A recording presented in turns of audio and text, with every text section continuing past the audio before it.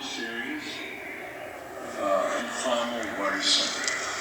So this book, which is titled Saving the Idea of India, was a collection of columns which I wrote during that year, which reflected on what is happening to India.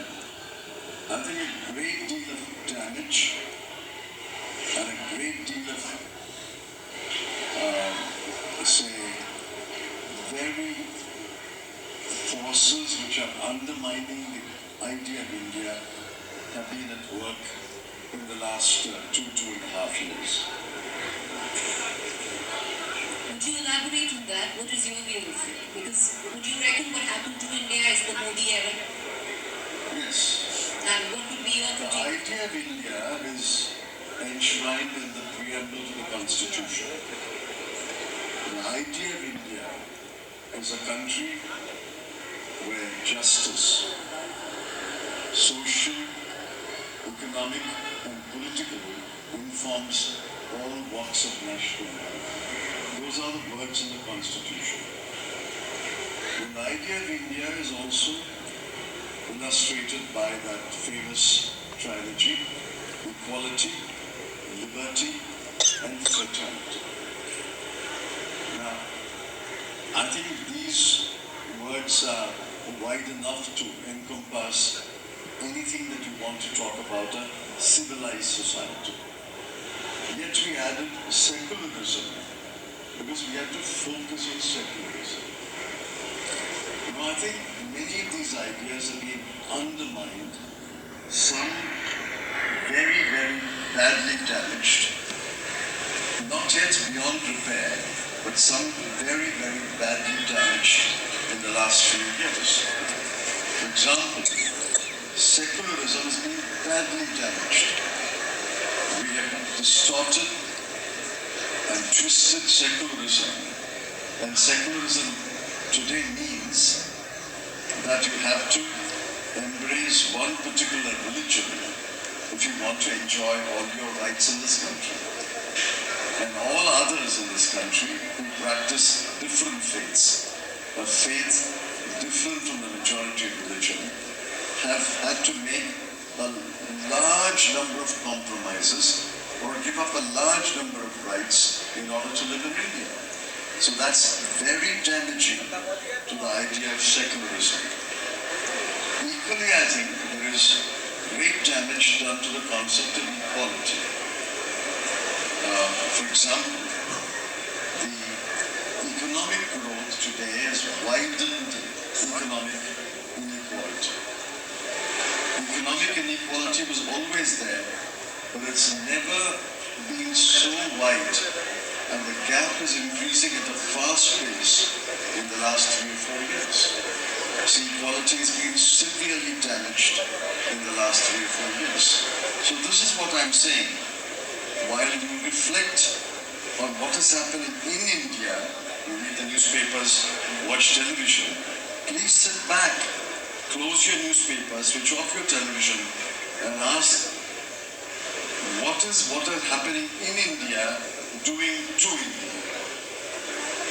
Mr. Chidambaram, you talk about what is happening to India. We spoke about it's the Modi era. Why is it that most Indians, because ever since 2019, your book, most Indians haven't come to grasp with the fact of what's happened to India, or what your idea is? Because we've seen this government sweep election after election, so clearly there is an abyss somewhere there. No, I think people are concerned. People have begun to reflect on what is happening to India. But there is pervasive fear in this country. There is pervasive fear because the pillars of society are gripped by fear. And pardon me for saying that, the media is one of the pillars of free society. And the media today is completely gripped by fear. It's a different matter that practically all media houses have been taken over or will be taken over by one or two captains of industry. But that's one great damage that has happened to the media. But as a result of that, all of you are gripped by fear. I have had editors tell me, anchors tell me, that they have no choice in the matter. If they don't toe the line, they will lose their jobs. And in India today, which family can afford to lose a job? Can you lose a job? Can anyone here who's employed afford to lose a job? Mr. Chidambaram, you bring this up, I would say the fact that you are here on this stage saying what you are affirms the fact that India today is at least fearless in their journalism, which is our platform, and that's what we can speak for. But I want to ask you a question with that. Is it unfair to put the blame on the media? What's the role of your own political party in all of I'm this? not blaming the media alone. I said all the pillars of society are gripped by fear. One pillar, you asked me, one pillar, and I gave the example of the media. But I'm willing to say political parties are also gripped by fear too. Yours included? Of course, political parties are gripped by fear. Why do you see so many people crossing floors, crossing from one party to another? Because they are gripped by fear that if they don't fall in line, they and their families will be harassed. Maybe they have done something wrong, maybe they have cut a few corners, maybe they have got businesses which have cut a few corners. I'm not holding a brief for them.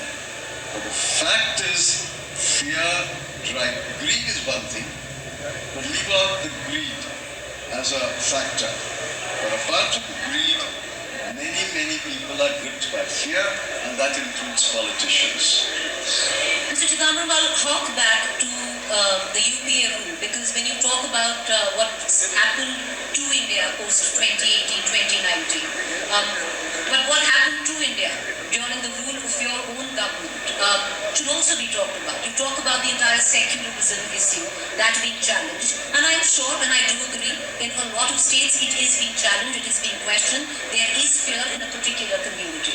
But do you think it's also a function of what your own government did? Because there is such a big pushback, and you have to admit to it when it comes to what many would suggest was appeasement by your own government. No? I strongly disagree. When we have done a few things that are wrong, if you ask the question, what is the impact of it in India? But we have not done anything, and are willing to be corrected. We have not done anything which damaged India as such. We have done no damage to India. We have done mistakes. We are not infallible.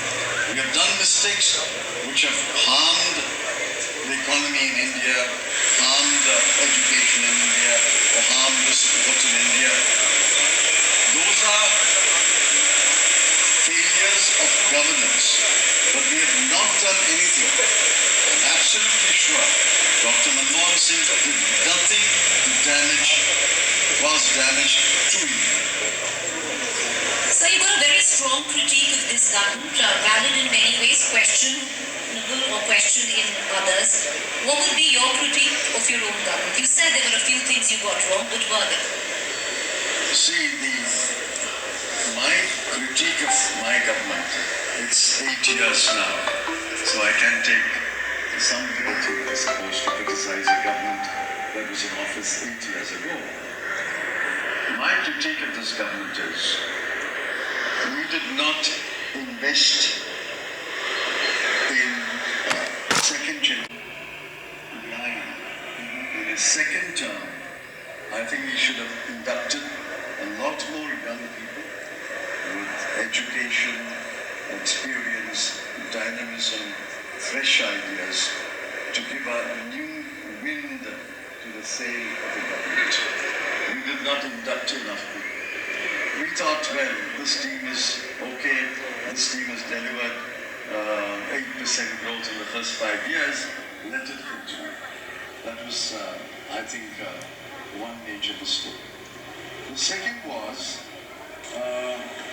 we did not quite understand the political change that is happening in the country, and there was no management of the political changes.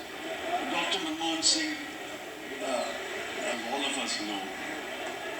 very non-political person. He was completely apolitical when he came to office.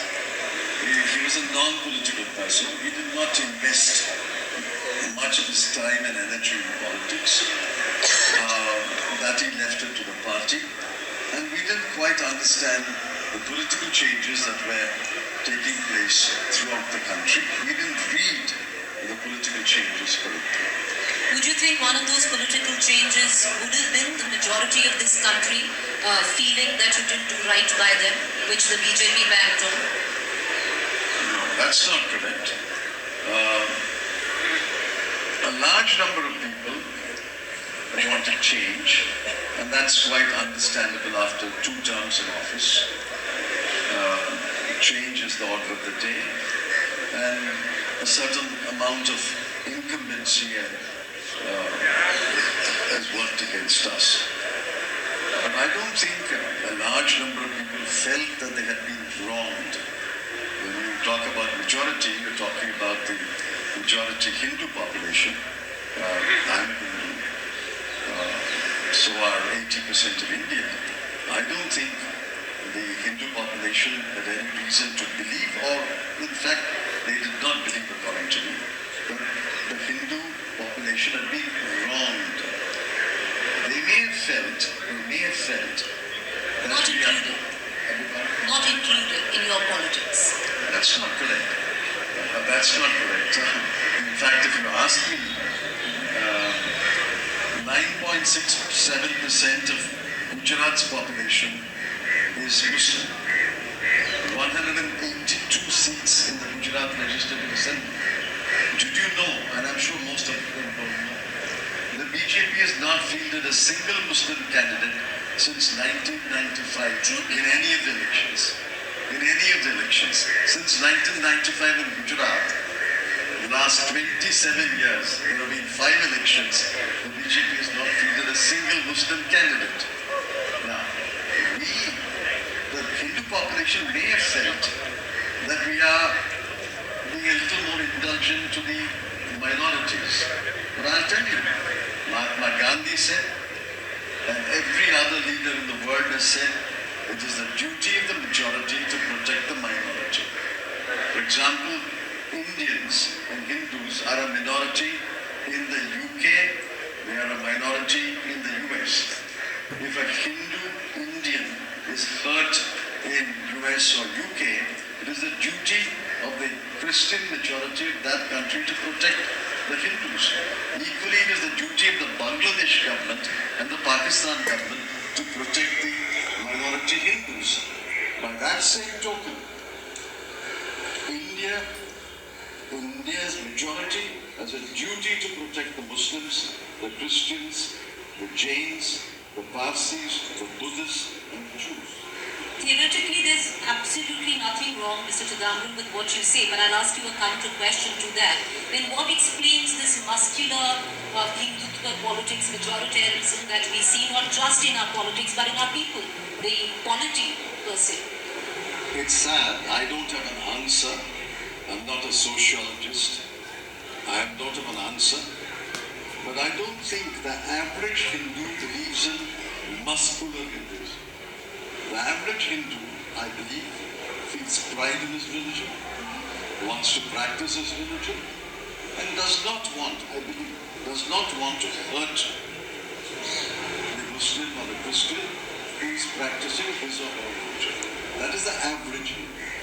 There is a small segment, maybe a growing segment, a small segment, which believes in muscular Hinduism. But I sincerely hope that this is only a passing phase, and they will realize that muscular Hinduism only brings more social disorder in the country, more conflict in the country, and more violence in the country.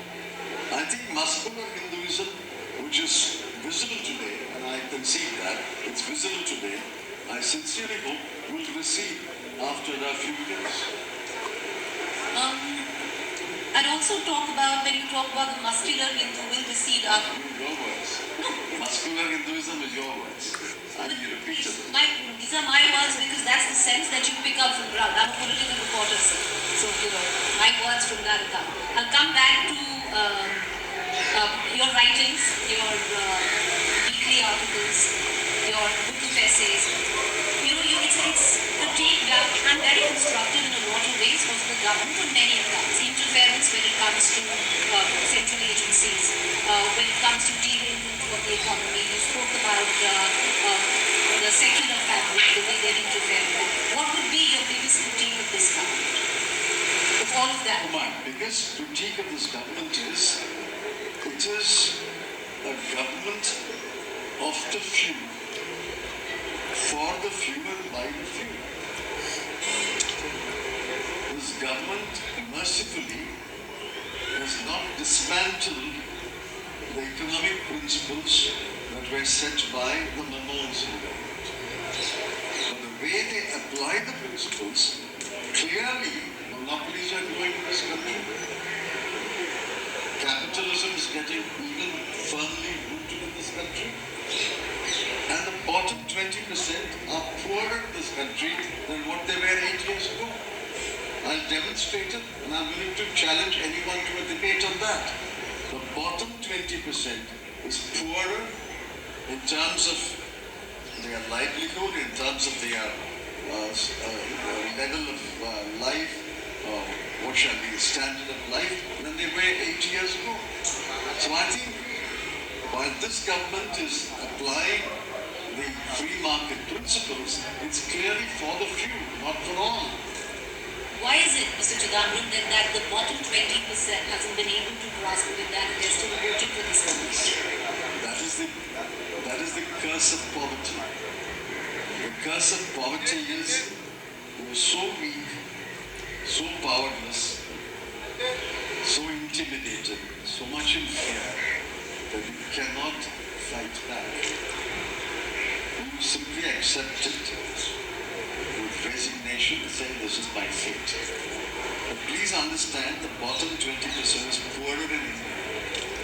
They will vote when they have an opportunity. But why do you think in many, many states there is a non-BJP government? It's not as though the BJP is sweeping every state. Despite all this, despite the frenzied support of sections of the media, despite the huge money power and a huge amount of state power, there are many, many states which have voted against the BJP.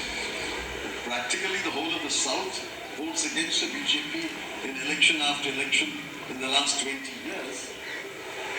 And who knows what will happen in Himachal, which has already gone to election, and what will happen in Rajasthan and Madhya Pradesh and Chhattisgarh and Jharkhand and West Bengal when elections are called again.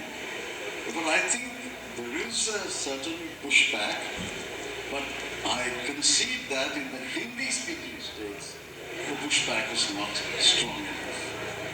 I'd like to talk about the current political scenario, Mr. Chidambaram, but I'll come to that in a bit. A lot of your writings also have to do with how this government has completely taken apart the democratic process that was constructively about that over many years now. But, usually it's seen in politics that your stand on a particular, not yours in general, but a politician stand on a particular topic is on which side of the treasury bench is sitting on in Parliament. There's been a lot of critique when you were in power as well, when you were the Home Minister or the Finance Minister. I'll give you a few examples. The Supreme Court struck down Section 66A, which was freedom of speech, against freedom of speech. Then you had the episode of Mr. Pranab Mukherjee's office, which was being burned. So there were lots of aged back. Mr. Pranab Mukherjee's office was never burnt. This is a myth. He wrote a letter. Didn't he write a letter? Sorry, please understand. I don't know if he wrote a letter.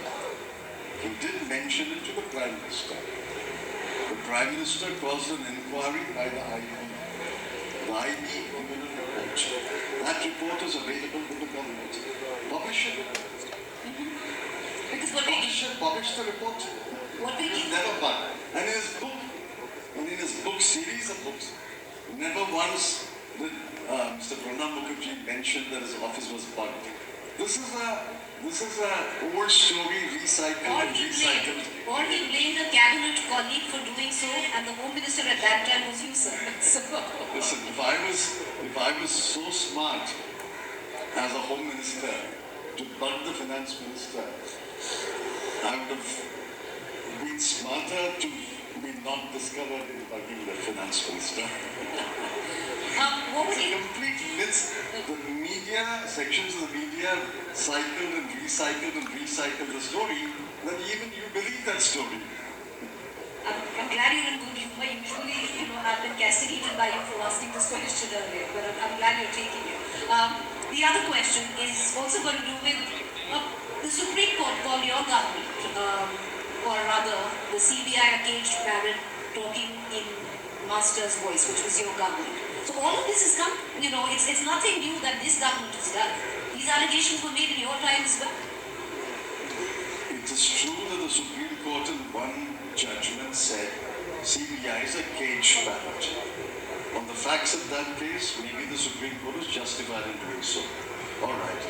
The CBI was a caged parrot. Show me one case. I'm asking you, challenging you, if you will pardon that word, show me one case we have set, and I'm using that word, we have set the CBI or the ED or the National Narcotics Control Bureau or the SFIO after one person or one political party. Show me one case. In that particular case, the CBI may have worked, and if they have earned the condemnation of the Supreme Court, I have nothing to say.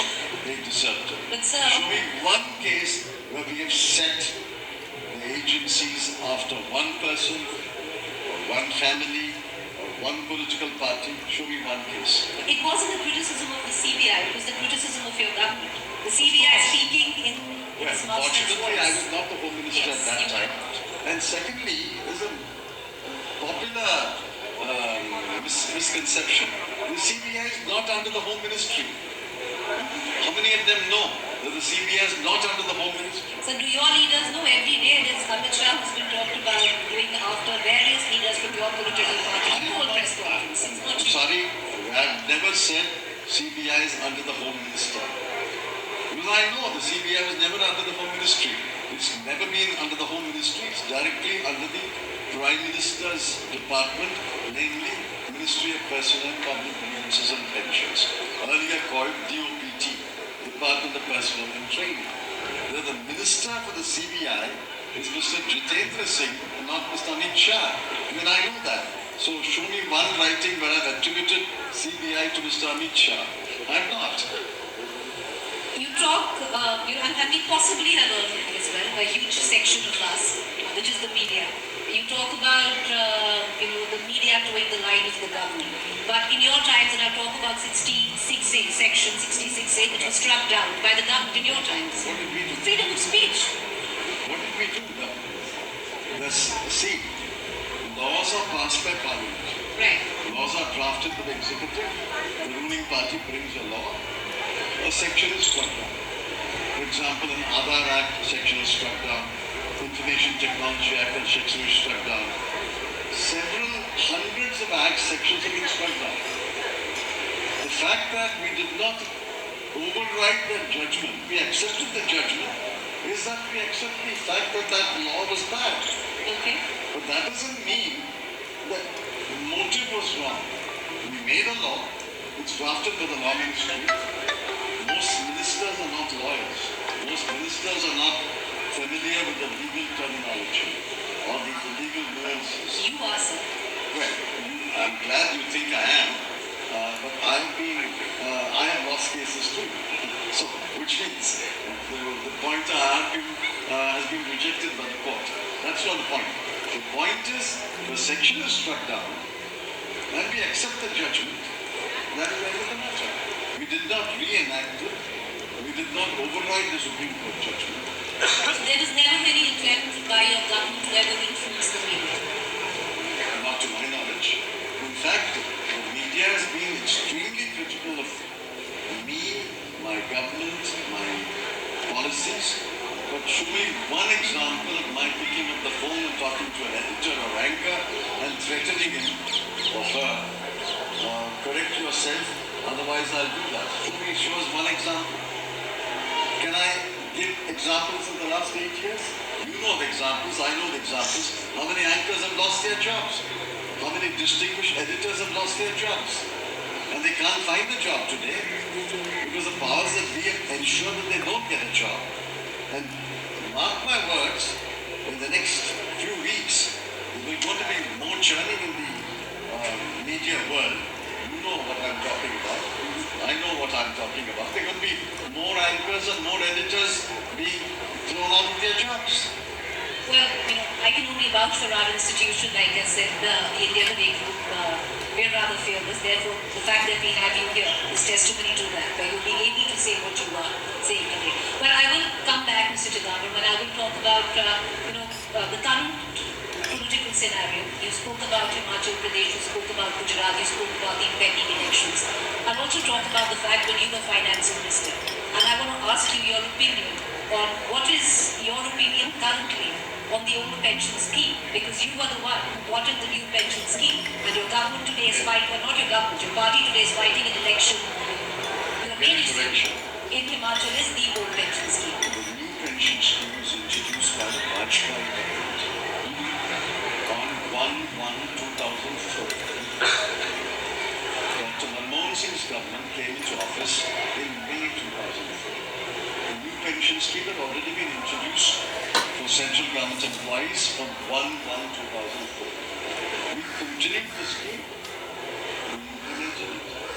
We persuaded many state governments to switch over to the new pension scheme. Succeeded. We succeeded. We succeeded. We succeeded. I have no regret about that. Now today, at least 2 Congress governments have switched back to the old pension scheme. Rajasthan and Chhattisgarh. The Congress party has promised it to Himachal Pradesh that we will go back to the old pension scheme, and then I saw Punjab announced a couple of days ago that we will go back to the old pension scheme. Punjab is adopted. Now, the party having taken a stand, I'm bound by that view and not to comment on it in public. The party has taken a stand. Like any disciplined party man, I'm bound by that view until the party reconsiders the matter and nuances its position.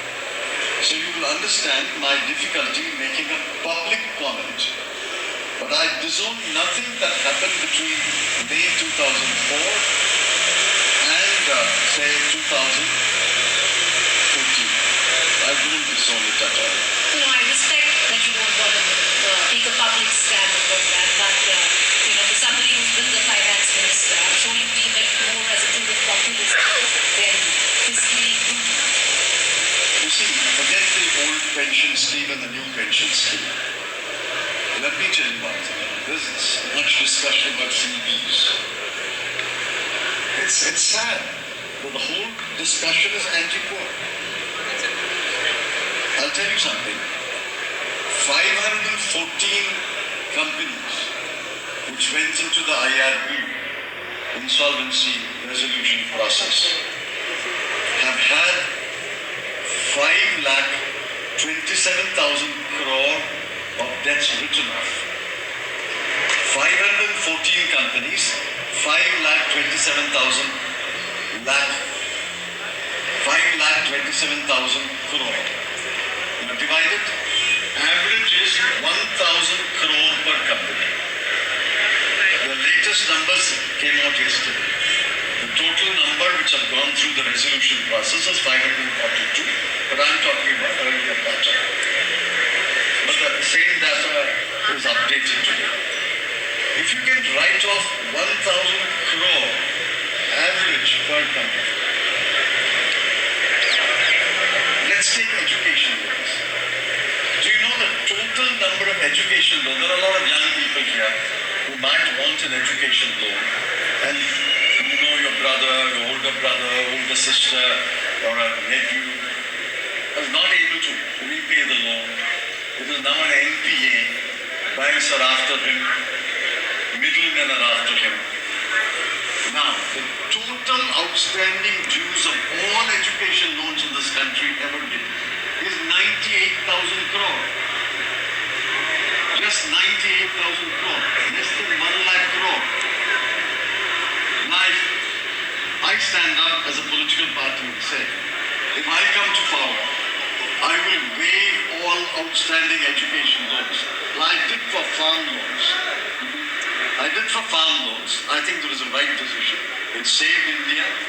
We didn't anticipate an international financial crisis, but the fact that we did it really helped the poor of that country. Be that as it may. If you promise to write off 98,000 crore of education loans for young men and women who aspire to higher education and are unable to repay their loan, that is a freebie. But if you write off 5,24,000 crore to 517 companies at an average of 1,000 crore per company, that's not a freebie. Yes, laughing all the way to the bank. Show me one company which is declared insolvent where the owner does not have a Mercedes Benz and drives in a Mercedes Benz or a BMW today. Where the owner does not still take a holiday in some exotic island. His company is insolvent, but he is not insolvent. He's not become poor. Imagine somebody here who's got a job with, say, Tesla or Facebook or whatever, Twitter. He lost his job. Overnight, his family struggled. Show me one corporate which has been declared insolvent where the promoter or the owner is struggling in life. So this has become this is the capitalist model, perverted capitalist model. I believe in the free market. Along with Dr. Manmohan Singh and Mr. Narasimha as Prime Minister, I passionately argued for a free market economy, and that has brought us great dividends. The entire middle class is a creation of Narasimha Manmohan Singh government. Don't deny that. The entire middle class is a creation of the policies of the Narasimha and Manmohan Singh government. And the entire middle class right now is voting against you. I don't agree. Statistical data. The entire middle class is not voting against us in Tamil Nadu, in Kerala, in Andhra, in Telangana. These are not states of India. What do you mean entire middle class? You speak to only for the 7 Hindi-speaking states. What about the non-Hindi speaking states? Are they part of India or not?